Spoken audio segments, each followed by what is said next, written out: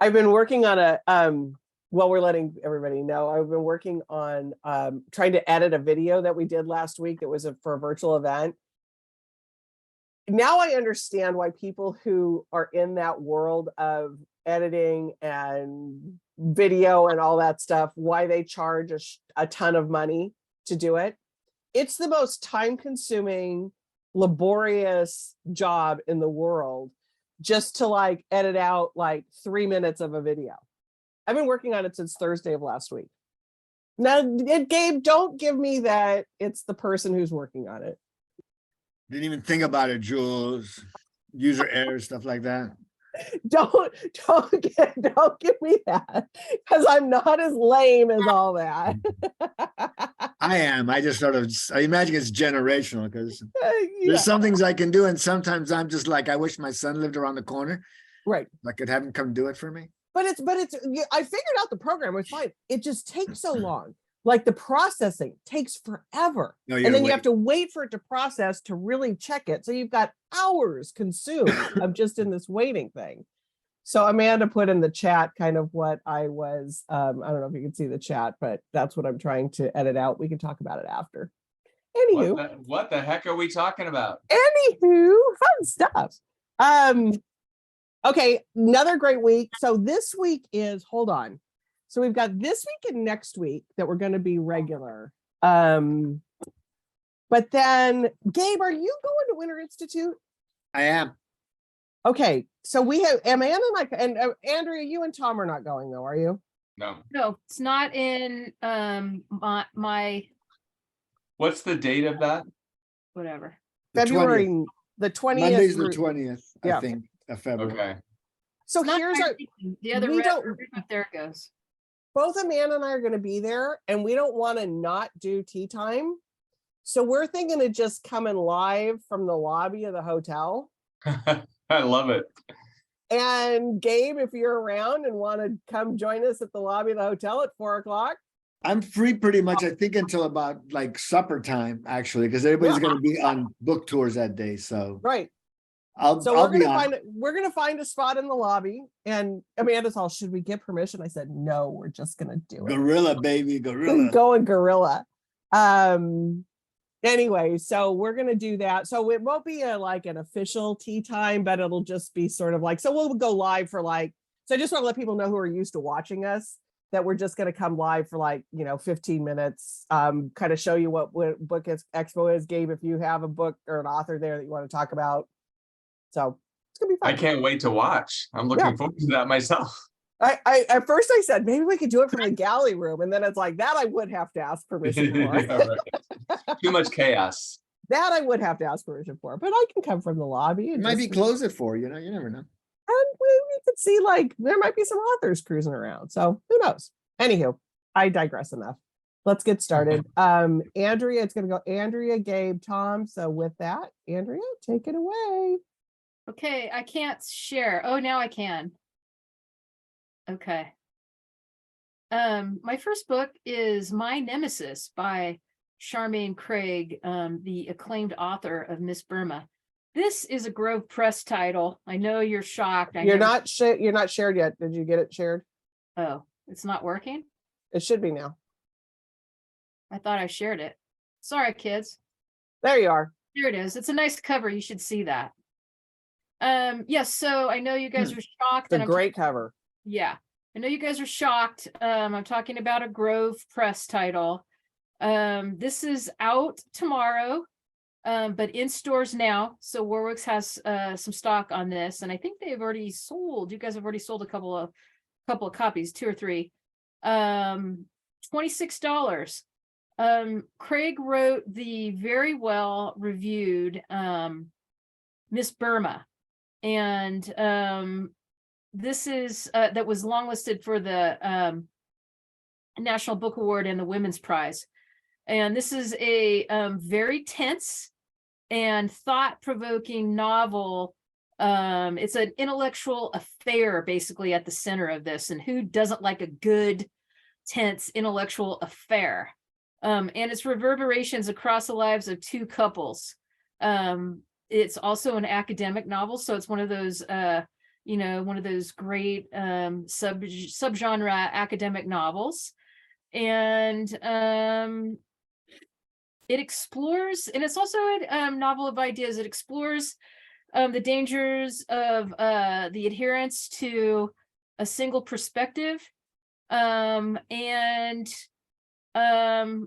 also touches upon the need to cultivate empathy when you're come up against different points of view. The thing that I particularly like about this one is that Charmaine Craig is of mixed European and Asian heritage. And she's written this from the perspective of a successful white writer trying to understand a mixed race Asian woman who is at the center of this intellectual affair with her husband, also an academic. So, whoo boy, I mean, it is meta, but it also is very accessible. So it's a great story. You're not going to get lost in the metaverse, so to speak. Here, there's going to be a lot of reviews for this locally as well as nationally. The author is a professor at UC Riverside and lives in Southern California. So, this is edited by the great Peter Blackstock, who brought us The Sympathizer, that won a Pulitzer Prize, and Young Mungo, that are and his first book, whose name escapes me right now. Sugar won, Dane. thank you. There you go. Jeez, how sad. That won the Booker Prize. So, And I think Miss Burma was actually one of Nancy Warwick's favorite books, if I'm remembering right. oh well, that's nice too. So there's a lot of love in store for this, as well as from the critics and booksellers across the country. So it's a winner. Yeah. Okay, so while you're on, Andrea, Beth Johnson is on here and is loved that, and Kim, I think you're on here, Kim, but your video's not on. So I'm sorry. You can turn your video on. You don't now. want to see me, do you? So we got Kim came on board with us. So Okay, Kim will be sorry. after Tom. But she wanted to thank Andrea, you and Kim for recommending My Father's House. Fast paced, great writing. Oh, And I have to say, I finished it too, spot on. So if you haven't picked up My Father's House yet, it's so good. She has a little bit of we'll talk about it after. She has the Europa hardcover editions are a little tight. They're done, they're bound very well, but that's only a side. But anyways, take that for what you will. Gabe? Good to know. On to you. Gabe, on to you. I will show you my screen. Where's my screen? What the heck? Who am I? What am I? What's going on? We're in the metaverse. Hold on, sorry. Let me Very get out of meta. here. I think I may have closed my thing. Okay, so sorry. I like to All be right. It's think all I'm- right. ready to go. I hate to waste time. People's time is valuable. We published, I'll just tell a story while Gabe is working on that. We published Charmaine Craig's first book, The Good Men, many years Oh. ago. And I love that book. So I followed her career ever since. Awesome. I didn't know Thank she you, was Tom. local. She went to UC Irvine. She's a graduate of UC Irvine. That program, the writing program. Mhm. So I'm talking about Stone Blind by Natalie Haynes. And Natalie Haynes' previous book was a book called 10,000 Ships, which was a retelling of the Iliad, focusing on the women who were overlooked in the Iliad, talked about and mostly overlooked while the men were taking care of serious business. She also won an Orange Prize. She won the Orange Prize for which is the Women's Prize now. For that book. And we just published something of hers recently, which is a small collection, which is a lot of fun. And now in a paperback original, and now we have Natalie Haynes's newest book, Stone Blind. And it's all about Medusa, as you can gather by looking at that great cover. So the story of Medusa is Medusa is raped by Poseidon in the temple of Athena. Athena, angered by this, takes her revenge out on Medusa, who is one of three Gorgon sisters, but she is more human than they are. And anyways, so her punishment is that if anybody sets eyes on her, they turn to stone, and she's got the snake wig to carry for the rest of her life. And that's what happens. And all of a sudden, the story continues as we get that story. Perseus, the hero Perseus, is on a mission and on a quest. So he's the hero, in this case, maybe the anti-hero, not even an anti-hero, actually. He's more of a putz. But he is, of course, his quest is to bring home the head of a Gorgon. So he's going to go after Medusa, and it's that game they play. So Medusa, I think the Guardian described her as a misogynist nightmare. And Natalie Haynes in this book, Natalie Haynes actually is a very funny woman. I think she did stand up, legend has it, but she is quite funny. And this book is imbued with a lot of topical and serious issues, women's issues primarily, women characters, women heroes, and the burden that women still carry that, from the ancient days. So it is all that, and you'll find yourself if you're reading in public, and you'll be like, start just busting up laughing. It's a very funny book at the same time. So it's got a little something for everybody, but I'm always a fan of funny books. You can't get enough funny books out there. And I just think she is this book's absolutely something different. Absolutely something different. We know the audience, these things have worked.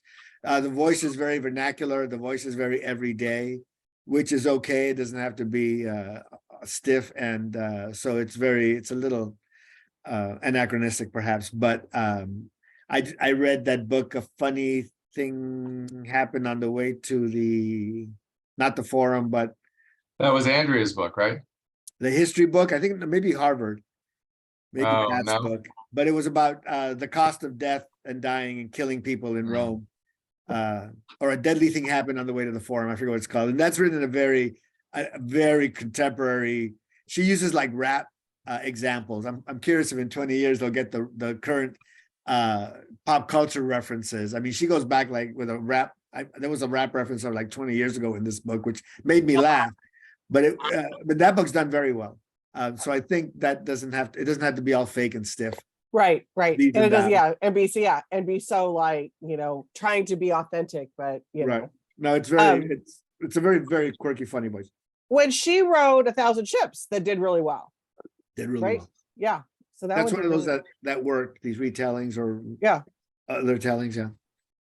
I didn't Awesome. realize that she brought humor to it. That wasn't my impression, so that's The good. previous book was not like that. This one is really just like I said, you'll just be reading and you'll just, big chuckle or big laugh. I love it. Uh, Oh, all right. And like Andrea said in the chat, the cover is great. It's a great Yeah, package. that 10,000 Ships cover was great also. It was a good one too. All right, Tom, what do you got? All right, so I think Julie, you'll agree that one of the quintessential Warwick's authors, at least for the Penguin list, for many years now, has been JoJo Moyes. She is out tomorrow, is tomorrow the 7th? Yeah. Mhm. February 7th, Someone Else's Shoes. So her last book was the historical, The Giver of Stars, which was a huge, we sold more than 1 million copies of that. That was historical. She's now back to the contemporary, which is what really she's best known for. And this is just, I think she was in the mood, maybe out of the pandemic, for something fun.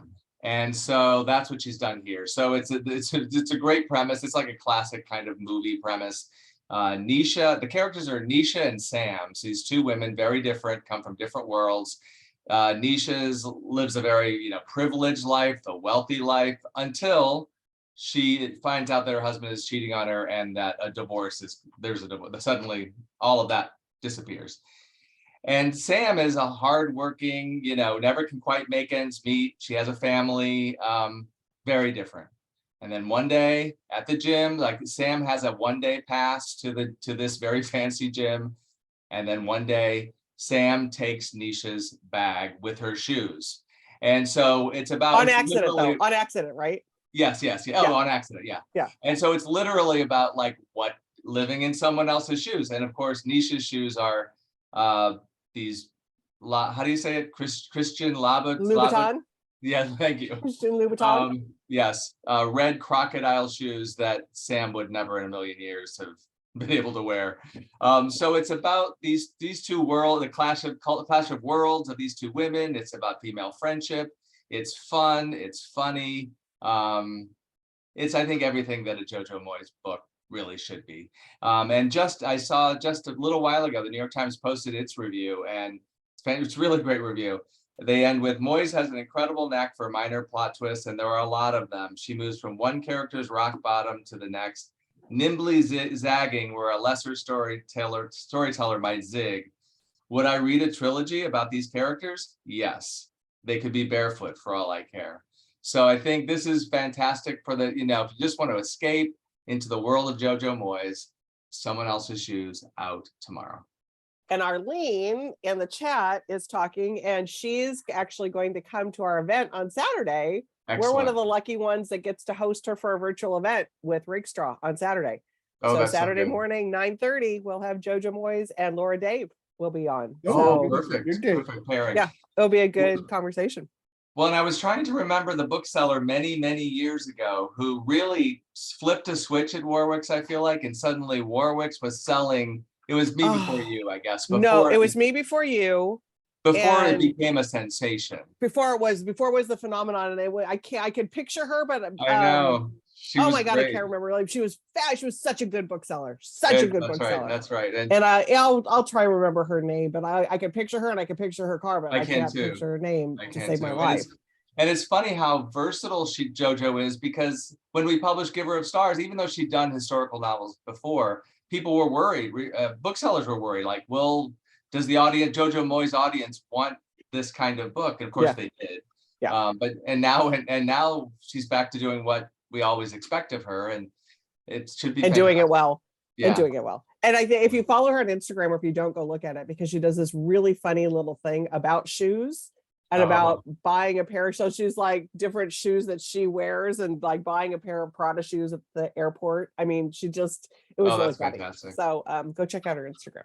Excellent. That's gonna bug me on who that bookseller was now. I know. Oh, well, I'll think about it. All right, Kim DeVoe, what do you got for us? Okay. My first book, what's that? So good. I see what you're, I see Oh, what you're oh, holding you- up. So good. Okay, So good. wait. I back up. Okay, Okay. my first book doesn't come out yet. It comes out on the 21st, but it's getting so much love from Warwick's booksellers, including Julie, that I'm just gonna go ahead and do it today. So Because we it's have an event coming up, so people can sign up for the event. Yes. So it's Rebecca Mackay's latest. I have some questions for you. And her last book, of course, The Great Believers, was a finalist for the Pulitzer Prize. Her latest book is of the modern campus novel genre, and it features Bodie Kane, a 40-year-old successful podcaster who goes back to her old boarding school in New Hampshire to teach a mini class on podcasting.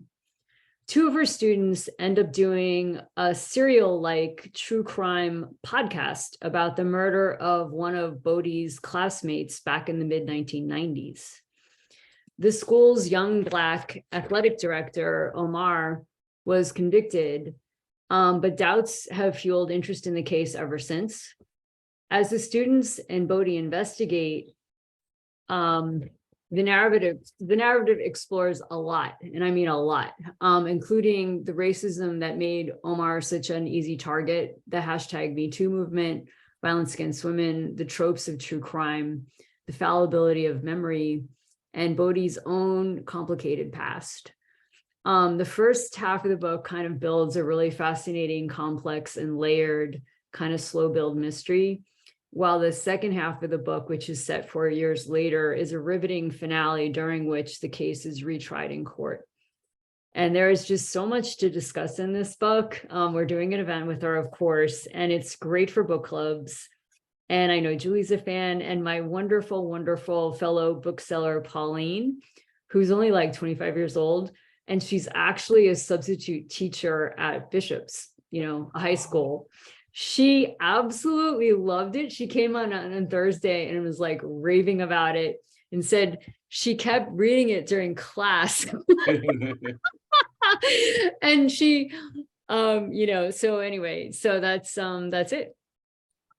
It's fantastic. It is so good. And I love the campus genre books are really good. And I have to tell you though, when I first started it, I was just sort of like the first, I don't know, couple of years, just like, oh, where is this going? Because I mean, Great Believers was Go Bothers, I was just sort of like, but I knew to stay with it because it's like, it's Rebecca. And then it's just like, oh, she's just so good. Is so good. Yeah. And as you know, Julie, I had the identical experience. And I said to you, because I knew that you had loved it. That's right. I was like, Julie, I'm having kind of some trouble getting into it. I'm kind of bored. And you're like, no, Kim, just come on, keep going. And very soon after that, I was like totally hooked. Yeah, because it's just sort of like, because it's just a little bit of a slow burn. It's just a little bit of a, it's just it going on. It's not bad. But it's just like, you're just kind of like, okay, where are we going? But then she just like kicks it in, and then it really takes off and starts. She just kicks it into gear, and then her writing is just so good. It's like one of those series where the first episode is like it's good, but just setting it up and doing that's that. good. But really good. Really good. So if you're in the San Diego area, I can't remember the date. Amanda, I think, put it in the comment section of Facebook, but Lacey Crawford is going to do her discussion. Oh, wow. So it's going to be really good because her whole early decisions and her like stuff that happened to her personally with the whole campus thing. Notes on the silencing. It's going to be a great conversation. Yeah. All right. We're going long here today. So pre-order Rebecca Makkai. Right, pre-order, because the pre-order is for the event. So you pre-order it and you get to go to the event. So there you go. Yeah, okay. That'll be a good event. Okay, Andrea, what do you got next? I want to talk about Maurizio Di Giovanni's Winter of Swallows. This is an old noir title. That's Europa Edition's fantastic international crime imprint. This is a trade paper original, so all y'all out there who are a little bit worried about those too tight bindings on the hardcover, you don't have to worry about it for this one. This is out. I think it's out today, but there's no hard and fast street date, so it's in the store now, ready to go, or out tomorrow, but it's really in stores now.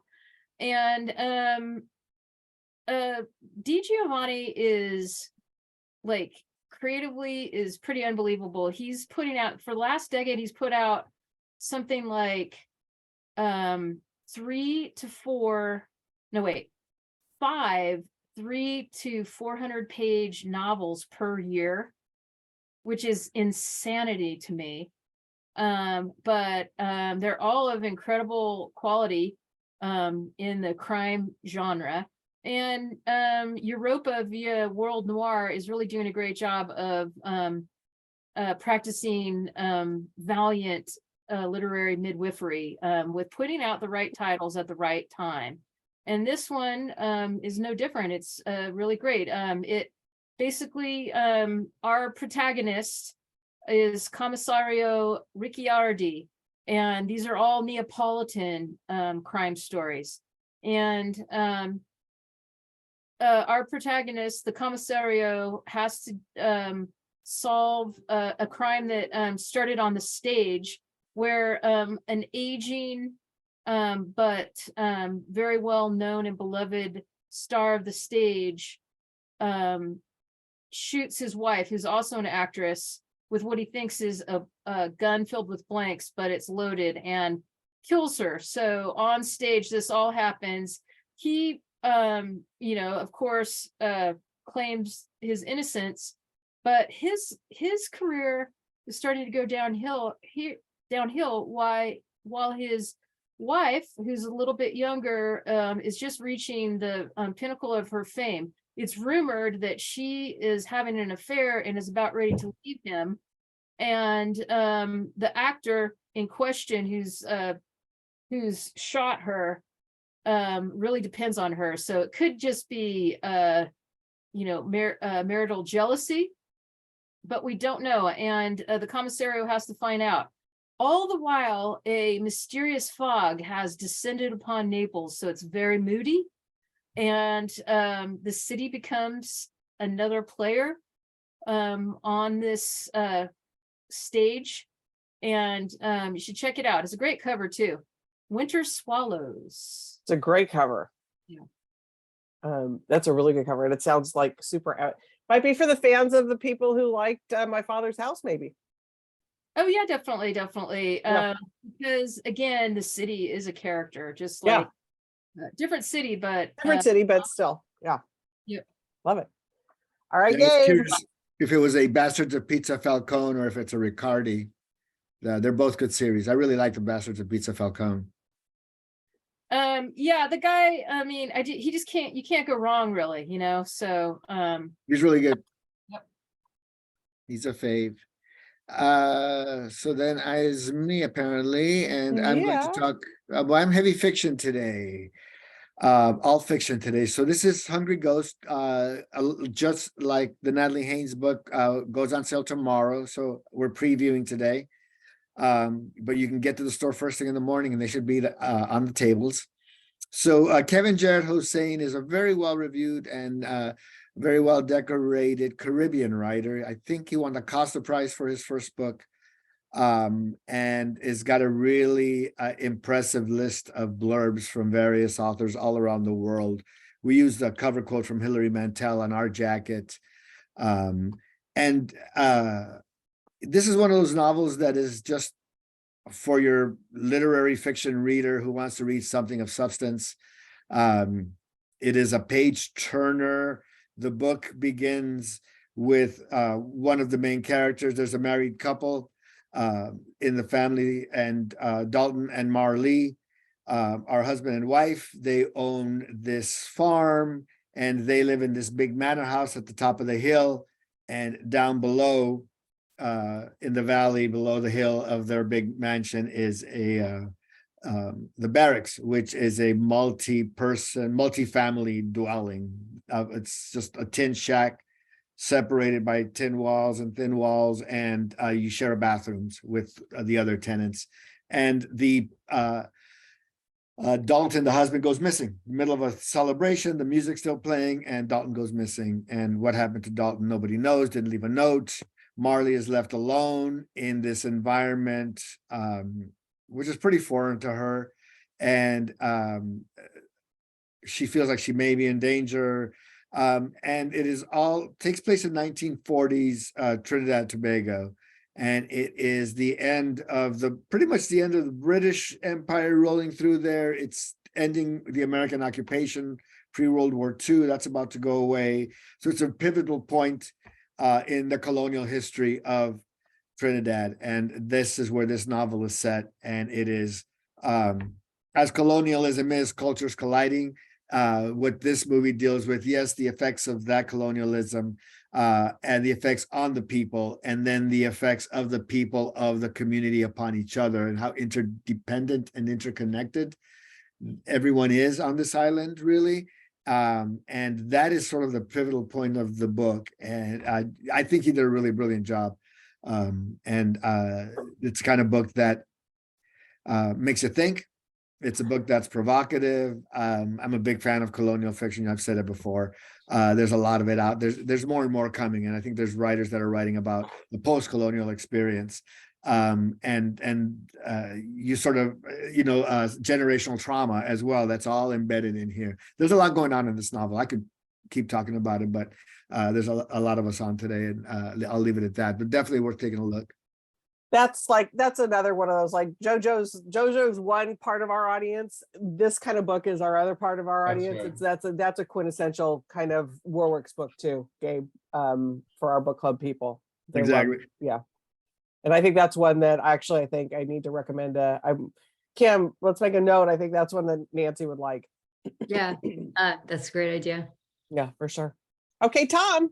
Well, this is Gabe we're connected today because my next book is River Sing Me Home, which was out last week. And this is about the Caribbean around the time of slavery in the Caribbean. So this is the 1830s.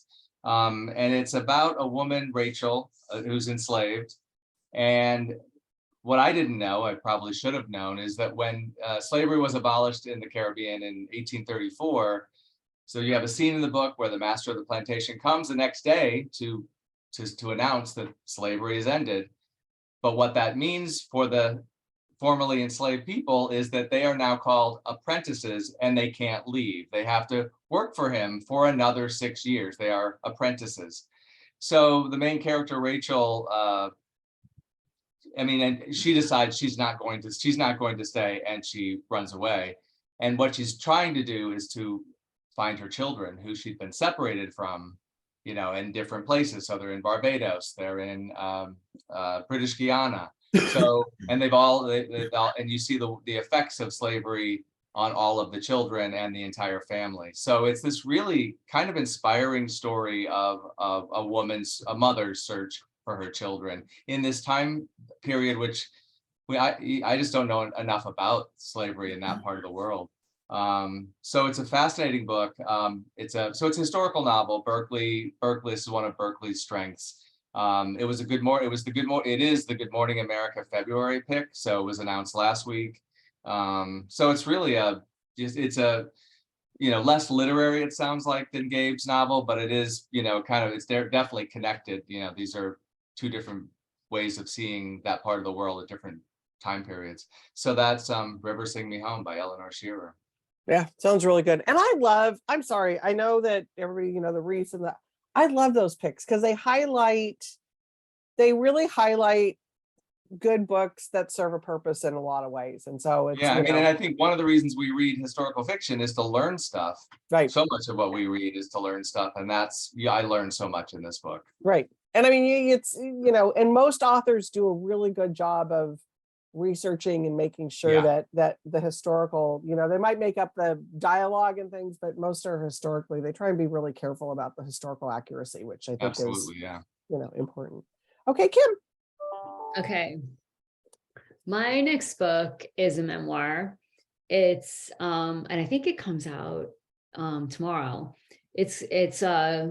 Shannon gave me this, and it's called BFF, a memoir of friendship, lost and found, by Christine Tate, whose first memoir, Group, How One Therapist and a Circle of Strangers Saved My Life, was a best-selling Reese Witherspoon pick. And her new memoir is about her lifelong struggle with female friendships. It's an intensive, very candid self-analysis that dissects the nature of her bonds with women and her endeavor to improve them. She, in the book, she explores her very difficult childhood and the roots of the problem. And she very frankly admits that she was basically a competitive and jealous mean girl who always put her romantic relationships first while never having real women friends. And she was working on problems with addiction, low self-esteem, shame, and anxiety when she eventually meets another woman with a lot of the same problems and same challenges. And they decide to try to do the very hard work to become real mature friends. And the book chronicles that and just how much work and commitment it took. And the book itself is very funny, very emotional, and again, remarkably candid. And it's, it's a journey from inner pain to honest, open, and enduring friendship. And it's really neat. And I really liked it. And I think it would be a great book club pick. I was just going to say the same thing. Because I mean, I think that a lot of women can relate to, I think that's probably more universal than not. Yeah, well, and I mean, you can see bits of yourself or bits of people, and just it's a fun thing to talk about in a book, in a women's book club is just women, female friendships. For sure. So yeah, it was really good. Awesome. I love it. It's coming out when you think next week? I think tomorrow. Oh, tomorrow. Okay. Yeah, I think, let me see what it says. He 2/7, yeah. There you go. Perfect. Should be on the tables. Okay, Andrea, what do you got? Well, I have a book that dovetails nicely into another category, big category at Warwick's, and that would be the history reading crowd. This is The Lincoln Miracle Inside the Republican Convention That Changed History. This is by Edward Achorn. He wrote Every Drop of Blood, that got some great reviews. And basically, this is vivid, behind the scenes storytelling here of what is considered the most consequential political moment in American history, except for perhaps the forthcoming 2024 election. We'll see, won't we? About how Lincoln's history-changing nomination to lead the Republican Party in 1860 changed the trajectory of our country, basically, and the world. This is a $30 hardcover. It's a big, thick book at 512 pages, so you're getting your money's worth for that $30. And this is from Atlantic Monthly Press. It's out next week, but there's no hard and fast street dates, so you can pick it up tomorrow or even call today and have one put on hold. Gordon S. Wood, who's a Pulitzer Prize winning author for Empire of Liberty, gave us a really nice big blurb. I'm just going to read the last part of it. Although we all know the results of the Republican Party's presidential nominating convention in 1860, Edward Achorn nevertheless has the uncanny knack of keeping us in suspense throughout all the days of the convention. With his prose rich and breathless in detail, Achorn truly makes Lincoln's nomination seem to be a miracle.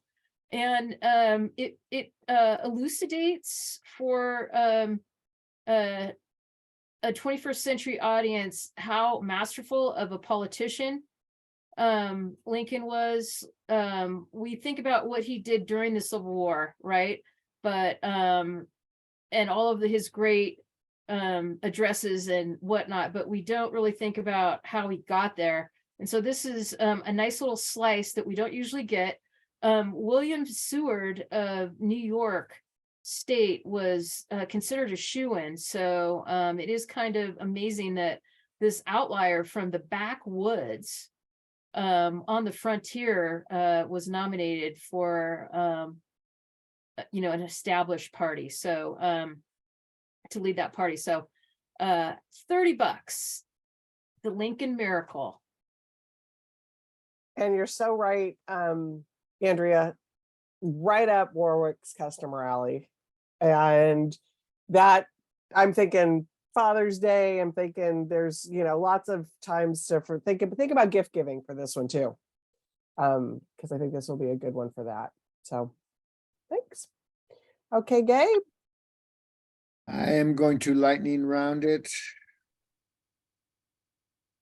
and discuss a book and an author who I will talk about all the time. And I've talked about Tessa Hadley for previous books. I've talked about the hardback, and now the paperback is out. So if you're reluctant to try somebody new, I know that the people that watch this buy a lot of books anyway, so you're a little more judicious about what you're buying. Coming in paperback, one of my favorite authors, Tessa Hadley, and we've been publishing Tessa for a long time. She is a frequent contributor to the New Yorker with her short stories. She writes short stories, I think, in the vein of Alice Munro.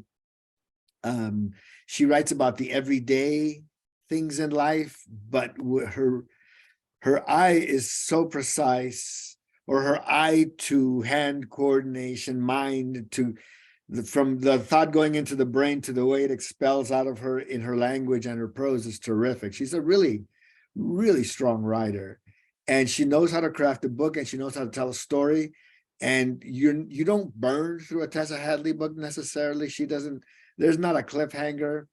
There's not a lot of melodrama, but there's everyday drama. And she looks at lives and family lives in a very open way. So this book, we have our main protagonist, Phyllis, 40 years old, has teenage kids, and a really great husband, Roger, and life is great. She enjoys her life.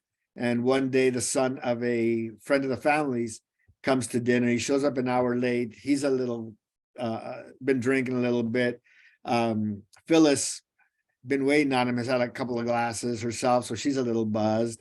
And one thing leads to another. They're outside together looking for the neighbor sandal, and the guest kisses her, and she kisses him back, and life takes a tumble, and her life is turned upside down. So it's set in the 1960s London, at a point in time where the sex revolution was heading a certain way, women's liberation was heading a certain way. I don't think a lot of people that are, under 60 understand that in the 60s, a woman couldn't get a credit card. I remember being told you can't go here. You couldn't go to a restaurant because my mother was wearing a pantsuit, and she was wearing slacks. There's a lot of weird stuff that we look at in here that is really the point in time here is really getting the impetus for getting away from all these things and women finding their own lives. So I'm always excited to bring a new Tessa Hadley book, because you're going to enjoy the read, and you're a better person when you finish a Tessa Hadley book, period. And Gabe, that's one that keeps bubbling up and down on my stack, and I just got to get to it because I want to read it so bad. She's just good, and I think a good comp is Mary Jane by Jessica Hedge of Love. They're completely different animals. Right. But I think where one is a lot lighter and fun, not funner, but it's lighter. Right. It's a different kind of a book, but the era's a little bit later in Mary Jane, but it's still, they kind of work as a bookend. Complimentary. Yeah. I was a huge fan of Mary Jane, by the way. Yeah. I really want to Such a good read. Such a fun read. I really want to do that. Jessica's a lot of fun. I mean, the summer of my summer of naked swim parties, her first book. If you grew up in Southern California, Jules, you'll be like, that's my life. Okay. I got to read it. I got to read that one. All right. Okay, Tom. Okay, so my final book is What Napoleon Could Not Do by D.K. Noro. So this is the season, especially spring, summer, where we have a lot of debuts, that's one of the most exciting things for me, is to read something brand new. And this book feels as fresh and big leaps of imagination as any book I can remember in recent reads. So D.K. Noro is a Ghanaian. He's from Ghana originally. So the book is set both in America and in Ghana, and essentially three characters. So there's Jacob and Belinda, who are brother and sister. Jacob is still in Ghana. He is desperately trying to get to America, where Belinda has gotten. Belinda is in America. She's married to the third character, who is Wilder, who is a Black American Texan, also Texan, which is important because he's not like he is a larger than life. All of these characters are kind of larger than life. And he doesn't understand, as a Black American, he really doesn't understand why these Ghanaians, that one of them whom he's married to, really want to get to America, because in his view, America is not that great. So and he's a Vietnam vet, so you get a whole section in Vietnam that's really incredible. So it's about this longing for the American dream and what is the American dream. It's unlike anything I've read in a really long time. He's an amazing young writer. And then I also love, there's a great interview he did with Scott Simon on NPR this past weekend. And he talks about the germ of the novel came to him. He loves Atonement, the Ian McEwan novel. But the main character in Atonement is a 13-year-old girl who is listened to, and he read it, he loved it, but he thought in Ghana, a 13-year-old child is not supposed to be listened to and won't be listened to. So there's another character in the book that it was probably the beginning of the book, who is his parents are deaf and mute, So this is a 13-year-old who must be listened to. So it was amazing to me to hear about a writer who was inspired, even though the book is really nothing like Atonement, it's a totally different animal. But that's just the power of imagination and literature, getting from Ian McEwan's mind and to Ghana, and then it brings us eventually what Napoleon could not do. So really exciting. That's out tomorrow from Riverhead. I think I saw he was on, I think you guys did a pre-pub thing with a bunch of authors. and I yes, think yes, he was one yes. of them. Fascinating. Yes. He's so good. So Did he? That's where he showed. He lives in Iowa City. He's a graduate of the Iowa Writers Program, but he's also a curator of a museum in Iowa City. And I think on that video, if it's the same one I saw, he showed some of the African art that's from the museum. Yeah. But he's a star in the making. yeah, it's somebody definitely to watch, and you're on the cutting edge of this one if you pick this one up. So Absolutely. there you go. All right, Kim, take us home. Okay, my last book. I have to show you a photo. It's hang on, let me get to my page here.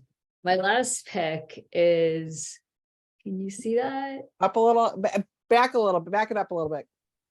There we go. Perfect. Okay, it's Gender Swapped Greek Myths by Carrie Frensman and Jonathan Plackett, a wife and husband team whose previous book, Gender Swapped Fairy Tales, was also a hit at Warwick's.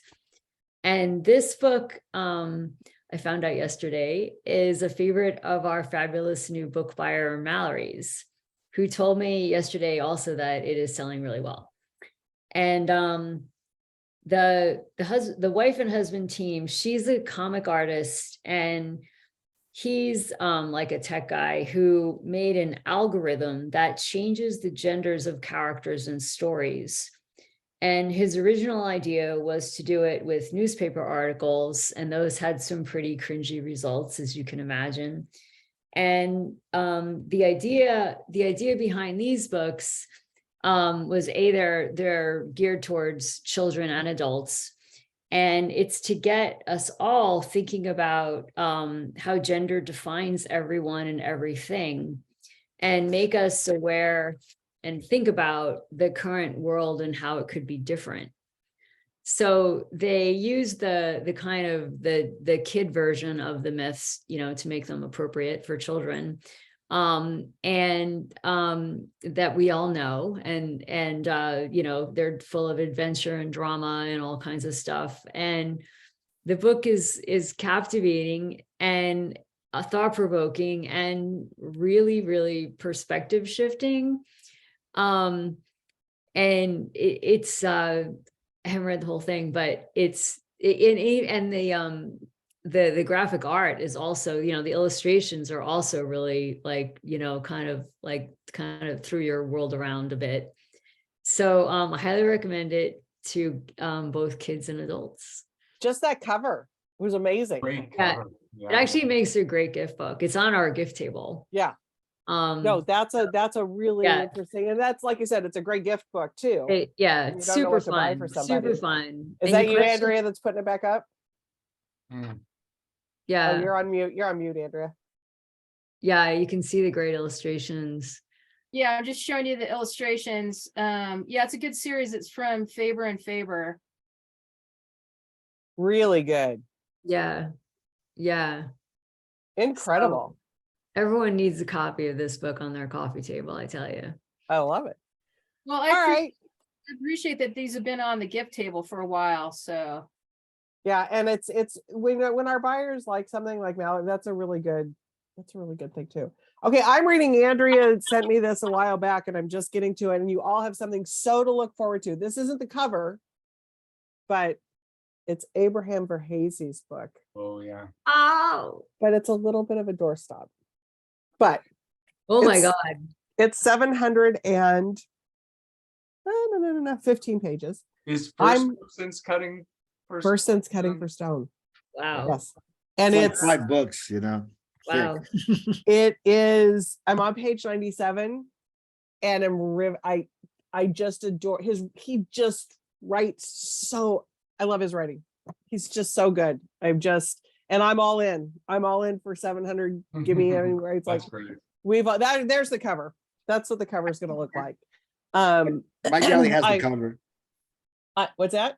My galley has the cover. Oh, well, neener. Oh, I like the cover. I Yeah, know. Same. Hey, I'm just saying, Gabe, I got a really early one. Yeah. I'm on a special You're list. special, Julie. Coming out May 2nd. It is, we've been waiting a long time for something from him since Cutting for Stone, and he has not disappointed.